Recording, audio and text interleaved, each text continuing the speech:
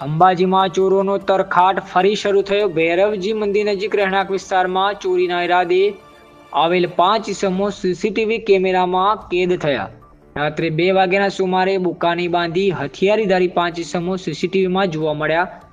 CCTV તરફ ચોરોની નજર પડતા સીસીટીવી તોડ્યા તો સામે આવેલ મકાનમાં સીસીટીવી કેમેરામાં 5 ઇસમો કેદ થયા તો મકાનમાંથી રૂપિયા 10,000ની ચોરી કરી ફરાર થયા।